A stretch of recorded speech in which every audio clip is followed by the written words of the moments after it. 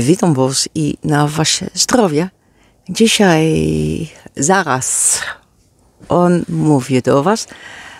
To jest pewnego pana, który miała chorobę i teraz żyje bez ten choroby. Ale to jest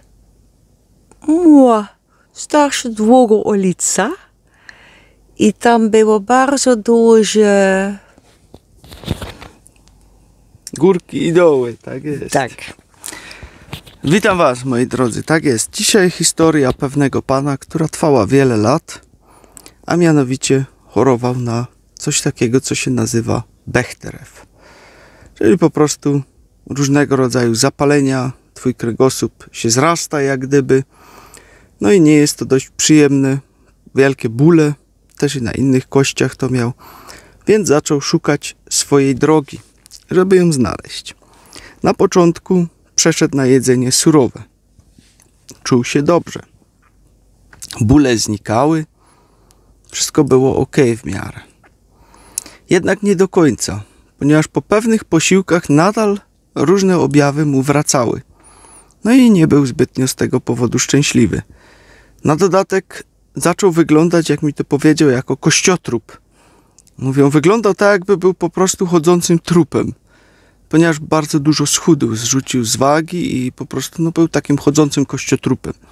Jednak czuł się w miarę dobrze, ale nie do końca. W pewnym momencie zmienił swoją dietę na dietę ketogenną. I tutaj nastąpiły właśnie dziwne rzeczy, ponieważ rzeczywiście choroba się cofnęła. Nie ma choroby, przestał wyglądać jak kościotrup, czuje się dobrze, nie ma spadków energii, potrafi robić co robi i cieszy się życiem. Jednak powiedział mi, że niestety, ale kiedy włącza do jedzenia jakieś produkty z cukrem, to może być wszystko, to mogą być chleby, to mogą być pieczywo, pierogi, nie wiadomo co, i też owoce, jego zapalenia wracają z powrotem w kościach. Dlatego musi bardzo na to uważać i musi zostać na keto. Nie może przechodzić na inną dietę. Ale żyje i ma się dobrze. Jednak co mi jeszcze więcej przekazał, co też może być dla Was pożyteczne, to jest to, że to, co robicie, robicie to dla siebie. Nie oczekujcie wokół tego, że ktoś się będzie z tego cieszyć.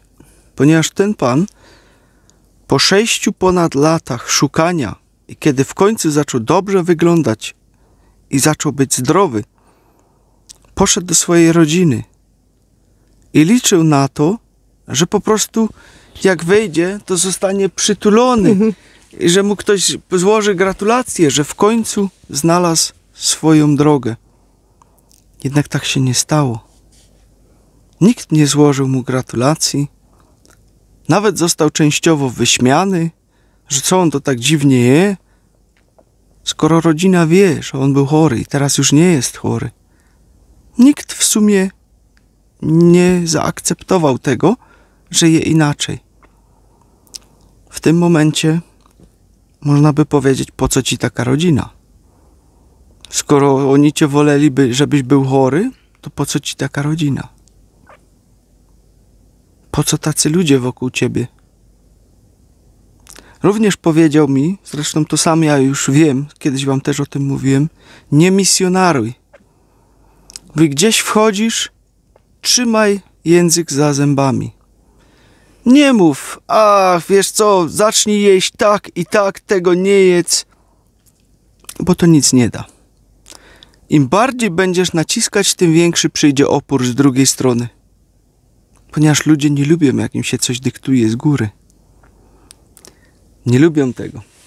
Dlatego nie mów nic.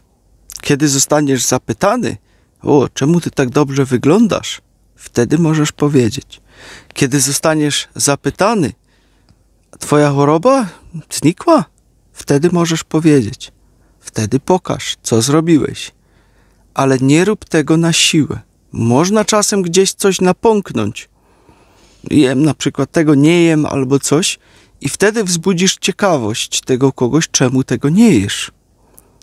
Ale nigdy nie na siłę, ponieważ to spotka się tylko z odwrotnym efektem. I to ja wiem 100% doskonale. Dokładnie. Ja też. I to może być nawet między waszą rodziną, między żoną, mężem mogą takie sytuacje dojść. I dochodzi bardzo często do takich sytuacji, że żona mówi mężowi, nie jedz tego, bo to nie jest dobre. A mąż mówi, a nie, a będę dalej to jeść. I to jest ten sytuacja, który ja już... Tak, u nas też kiedyś coś takiego było. I odwrotnie też tak było. Ja mówię żonie, to też tego nie jedz, to niedobre. A ona, ja będę to jeść. Tak jest. Aż ale... po prostu sami się przekonamy Tak. i wtedy wyciągniemy swoje wnioski. To jest naturalne, to jest coś człowieczego, że my nie lubimy, jak nam ktoś z góry mówi, co dla nas jest dobre, bo my myślimy zawsze, że my wiemy lepiej, co jest dla nas dobre. Jednak nie zawsze tak jest. Także to jest dosyć ciekawa sytuacja. Ale jeszcze coś, bo on też był później z powrotem do niego lekarz. A to jeszcze pomału. Jesteśmy jeszcze przy rodzinie. Przepraszam. No bardzo. i teraz co? Rodzinie nie udowodnisz tego, że jest lepiej. Dlaczego tego nie udowodnisz? Ponieważ na przykład jesteś młodszy od swoich rodziców. I możesz usłyszeć, ale ty jesteś taki młody, poczekaj jak będziesz w moim wieku. Załóżmy nawet, że i rodzice żyliby 140 lat i dojdziesz do tych 80 lat i nadal będziesz sprawny, nadal będziesz się dobrze czuć, to znowu usłyszysz, ale ty jesteś taki młody, ja już mam 140 lat, poczekaj aż będziesz w moim wieku. I tak naprawdę nigdy nie dojdziesz do tej sytuacji, ponieważ albo rodzice umrzą i nie będziesz już mieć komu pokazać swoich efektów, że nadal jesteś, a jeżeli będą nadal żyć, to ty będziesz coraz starszy, ale oni też są coraz starsi. I za każdym razem usłyszysz ten tekst. Poczekaj, aż dojdziesz do moich lat, zobaczysz. Także nie udowodnisz tego nikomu. Możesz to udowodnić swojemu bratu, ewentualnie, który w twoim wieku mniej więcej jest. Bo to możesz zrobić, czy siostrze, kuzynowi, ale rodzicom nie przegadasz. I ten tekst ja nigdy nie mówił do niego. Nigdy. Bo ja mogę mieć, albo on może mieć 22 lata, ale dla mnie to jest tylko numer, liczba. Tak, dokładnie. Gegeven door de mensen. Nadana przez ludzi, no, czas. No cóż, ale idźmy dalej. Następnie poszedł ten pan jeszcze do lekarza prowadzącego. Ma do dziś swoje wszystkie badania, które jednoznacznie mówią, i nie było to jedno badanie, że po prostu miał tego Bechterewa. Lekarz zrobił nowe badanie i jednym słowem stwierdził, to była błędna diagnoza, nie miałeś żadnego Bechterewa, po prostu cię tam coś bolało i tyle. Ale kiedy są röntgen, x-rays robione, I na zdjęciach to widać, że to jest widzisz, to jest... zrośnięte wszystko, no. No I cóż, później lekarze mówią, o, to jest błęd. A co ten lekarz robił? 6 lat. Więcej jak 6 lat. no niestety, na samym końcu pamiętaj, robisz to dla siebie. Tylko i wyłącznie dla siebie, dla nikogo innego, dla swojego własnego zdrowia, dla swojego własnego samopoczucia.